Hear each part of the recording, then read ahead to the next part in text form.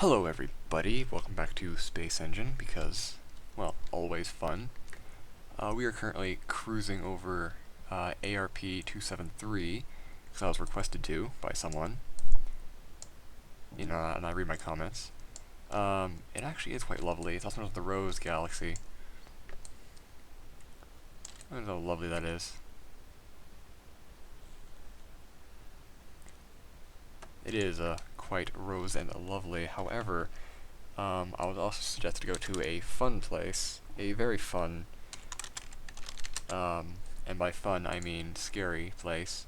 That is VY Canis Majoris, which is the star, which is currently known as the largest known star in our galaxy. And I was requested to land on it, so I'm going to do just that. Oh my. Ah, there we go. I was just a little bit too close to it. Oh. Well, it's orange. And it's also so incredibly big, I have to travel faster than the speed of light in order to move around at a reasonable time frame. Yeah. Well, I see traveling 13 times faster than light, and it takes me, like, this is how slow it looks traveling over the surface. This star is downright massive.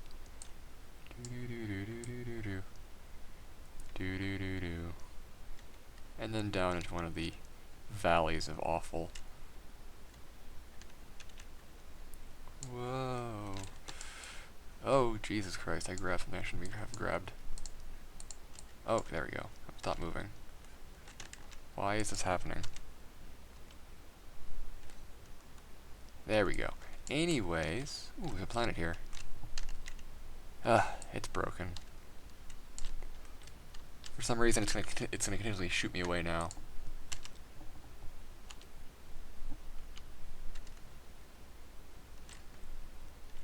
Actually, maybe I can fix this.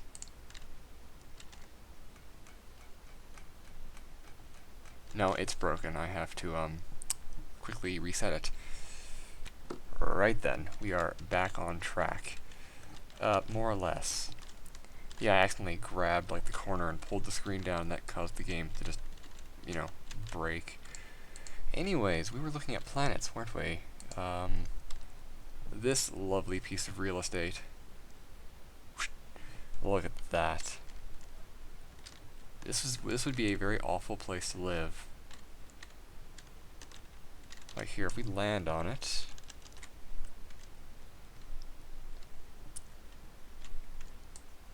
If you were wandering around the deserts, there's like no mountains anywhere near here. There should be mountains. One minute.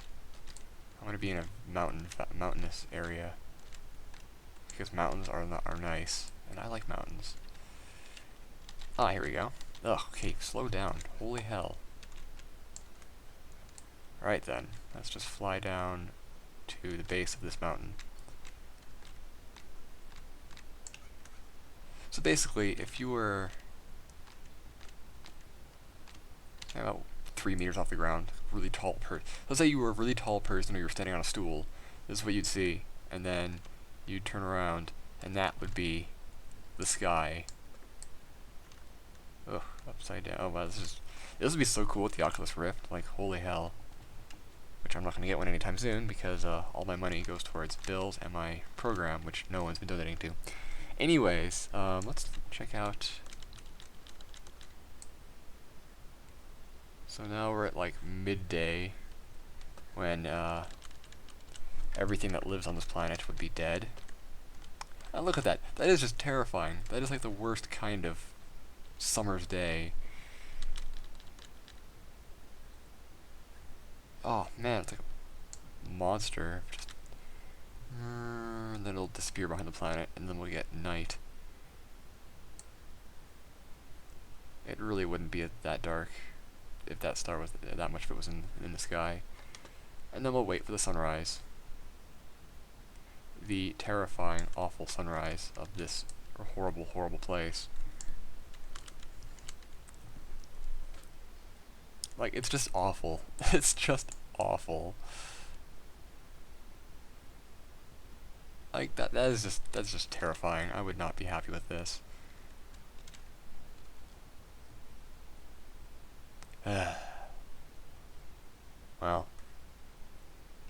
I'm just glad we live on our planet and not this one. Now let's turn down that. Oh, I want to reverse it. Excellent. No, we live on a fairly temperate planet. Well, it's warming up, mind you, but luckily we have the oil and gas companies telling you otherwise. People believing that. Ooh, what's that? I want to go there.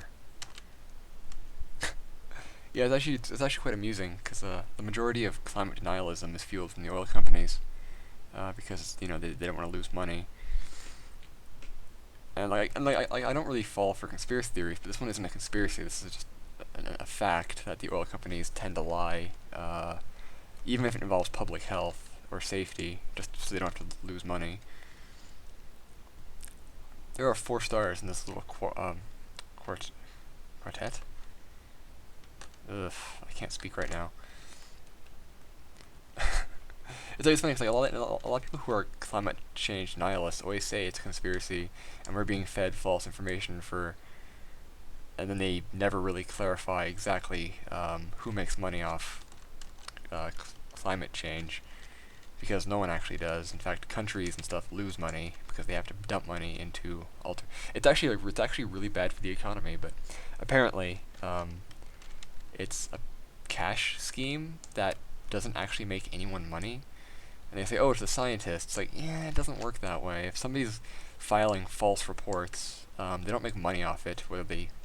Like, seriously, scientists do not make money whether or not they fake something or tell the truth, because science isn't a for-profit organization. But, again, people are just dumb in that whole thing.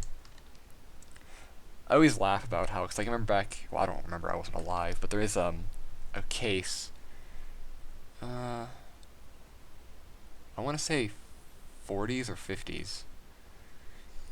Well, anyways, prior to this, oil companies found that they could increase the octane levels in their gasoline and reduce engine knocking by adding tetraethyl to the gasoline, leaded gasoline.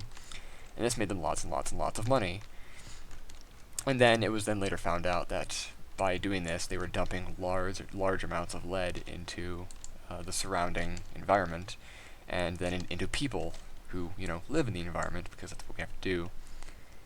And when this idea became public that, leaded gasoline is bad, of course the oil companies were like, this is going to lose us money, because the only other option was to add ethylene to the gasoline, which at the time was expensive. It isn't now, and that's what they do now, but anyways, it was going to lose them money, so there was one scientist who worked, I forget which company it was, which specific oil company it was, but but he was a big advocate for them because he got paid lots and lots of money by the company to do whatever they told him to say. So, of course, they told him to do a quote-unquote research into the effects of leaded gasoline in the environment. And, of course, he found that lead was actually not toxic, and that the levels that were being found were perfectly normal and fine, and that no matter how much lead was pumped into the atmosphere by leaded gasoline, it was not a public health risk at all.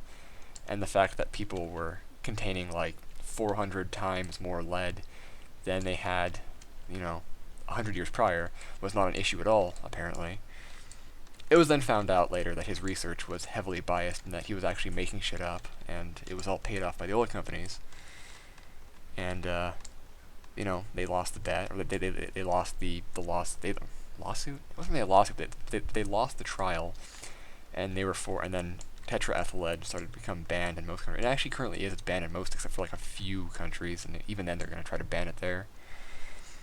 So that's evidence that the oil companies will go out of, they will ignore public health for the sake of money, and will make shit up and pay people off to prevent losing money.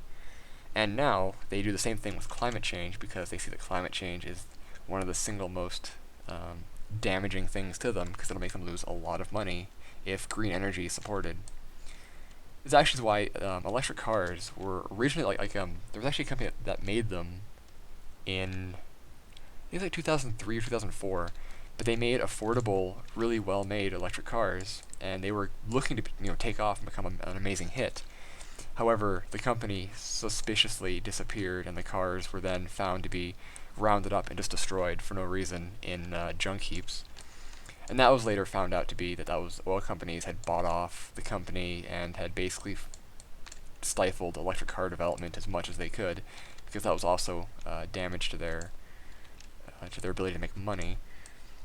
Oh, but don't worry. When oil companies tell you now that climate change is fake, it's totally legit and it isn't a scam to keep them from losing money. All the other times they've lied to us to make money, those don't count. This time, now that they're saying that climate change is fake, yeah, that's legit. Actually, ExxonMobil is currently under investigation because it turns out that a number of their climate change investigations have actually been fraudulent, so no one's surprised about this. I think Shell actually did research back in like the 70s and even as far back as the 40s that found that increased carbon dioxide and other issues in the atmosphere would cause an increased greenhouse effect, which would then cause other greenhouse gases to come into play, like water vapor and methane and shit, and would actually cause some serious harm to the climate cycles. So they actually knew about it back in the day. But again, knowing that, they decided to just keep it to themselves because it would make them lose money. And then when it recently became clear that they actually had done that, they said, "Oh no, we did the research and we tried to get it out there, but no one would listen to us." And it's like, yeah, sure, that's why it was neatly, put into an envelope and hidden. It's just really dumb. It's like the majority of climate denialism comes from the oil companies, and like not all oil companies are evil. Like they generally aren't evil. It's just you have the people and the higher ups that don't want to lose money, so they try not to lose money, because apparently short-term profit is more important than long-term survival. Ooh, look at that. Nice storm on the planet. Oil companies aren't the only ones to be blamed. Who was it? Now, Americans always talk about big pharma and the whole conspiracies about them, hiding shit and making people sick on purpose to make money. The majority of that is wrong. However, especially American pharmacy companies do. There is a lot of corruption there, and they will do stuff to make more money. Like, they don't actively hide cancer cures or all that, because if they did, well, they wouldn't be able to, because other countries that aren't the United States also do research and would find them just the same. So, but they have been known to hike prices or make some medications and they do play the system to their advantage to make money, because apparently in that case the health of people is more important than making money. Like, there was one example, what was it? It was like a medication used for people who are taking kidney dialysis is actually damaging to kidneys, and they could take other medications that aren't damaging to kidneys but would do the same thing. However, they don't cost as much. So pharmaceutical companies try to keep those a little, like in the U.S. anyway, try to keep them quiet. In other countries, it isn't as big of a problem, because if you have universal healthcare, the pharmacy companies are kept in check and can't really steal or make money out of your suffering. What the hell? Is this a gas giant, or is this a gas planet moon that I'm now stuck in? Apparently, I can't get out of it. Okay, let me get out of. Oh, god damn it. There we go. What is this? Yeah, it's like a gas planet orbiting a gas planet. That is really nifty. I love it. What am I talking about? Alright, corporate corruption. But again, a lot of Americans that I've talked to, at least on the internet, the majority of Americans are actually smart, rational people, but the noisy ones on the internet are usually like, they give everyone else a bad name. And again, they feel that universal healthcare is bad because the concept of paying more in your taxes so that people who can't afford healthcare can get healthcare is bad. I don't understand that. It's like, what's so bad about ensuring other people can get medical care? I mean, like, if you're incredibly selfish and you don't care about other people and are just generally a terrible, terrible person, then I could see how that's a problem. But if you're a decent human being and not a monster, I don't see what the problem is. So, I don't know.